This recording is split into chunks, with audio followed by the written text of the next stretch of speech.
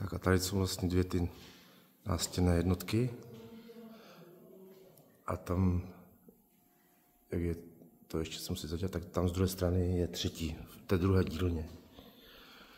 A je to udělané, a to je v mírném spádu ven kvůli kondenzátu. Když se v letě bude chladit, tak z vnitřní bude kapat voda. A tam na stěně jsou 3 venkovní.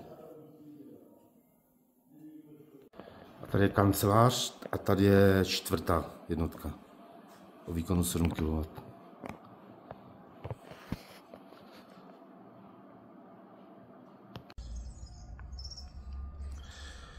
A to jsou ty 3 jednotky zvenku.